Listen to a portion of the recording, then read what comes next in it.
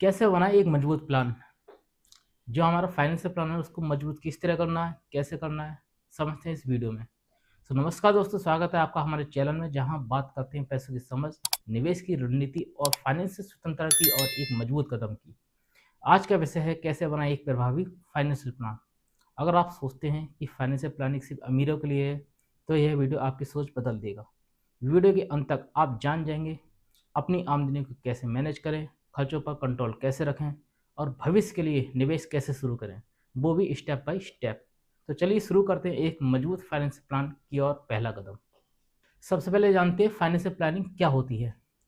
Financial planning का मतलब है अपने पैसों का ऐसा प्लान बनाना जो आपकी ज़िंदगी के छोटे और बड़े लक्ष्य को पूरा कर सके।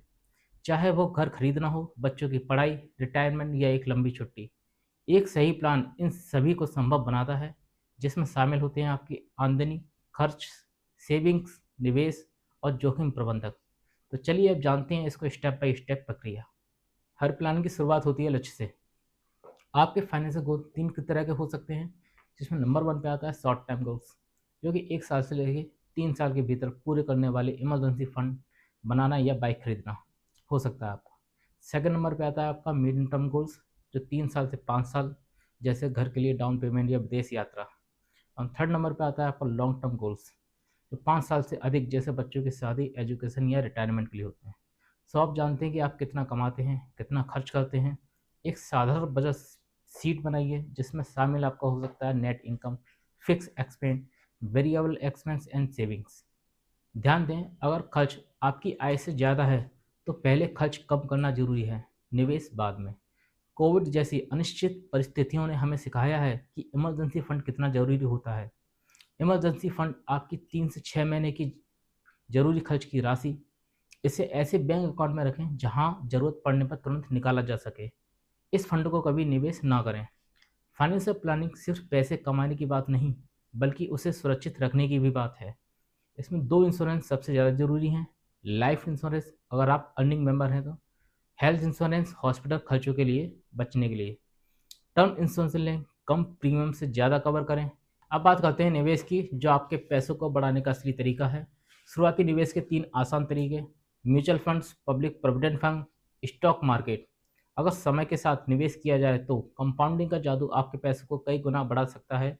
एक फाइनेंशियल एडवाइजर की मदद ले सकते हैं अगर शुरुआत में आपको कन्फ्यूजन हो तो। टैक्स प्लानिंग आपके निवेश को और भी असरदार बनाती है। सेक्शन 80C के तहत आप 1.5 लाख तक का टैक्स बचा सकते हैं। ELSS, PPF, NPS और रिटायरमेंट प्लानिंग। जितना जल्दी शुरुआत करेंगे उतना आसान होगा बाद का जीवन। SIP इन NPS या म्यूचुअल फंड्स आपको रिटायरमेंट तक एक बड़ा कॉर्पस दे सकते हैं। प्लान बनाना एक बात है, लेकिन उस पर लगातार काम करना सबसे ज़रूरी हिस्सा है। महीने में एक बार अपनी वित्तीय स्थिति की समीक्षा करें, खर्च, सेविंग और निवेश को ट्रैक करें। साल में एक बार अपना फाइनेंशियल प्लान अपडेट करें। ऐप्स जैसे बॉनलेट, ईटी मनी या एक्सेल आपके काम ले सकते हैं। तो दोस्तों, ये थे स्टेप बाय स्टेप तरीका, जिससे आप अपना खुद का फाइनेंशियल प्लान बना सकते हैं। याद रखिए, फाइनेंशियल फ्रीडम एक दिन में नहीं मिलती, ये हर दिन लिए गए एक छोटे छोटे निर्णयों का परिणाम होती है। अगर आपको यह वीडियो अच्छा लगा हो तो लाइक करें, कमेंट करें कि आपको कौन सा स्टेप सबसे काम का लगा, और सब्सक्राइब जरूर करें ताकि अगला वीडियो मिस ना हो। मिलते हैं अगले वीडियो में, तब तक के लिए अपने पैसों से प्यार कीजिए और समझदारी से खर्च कीजिए। जय हिंद।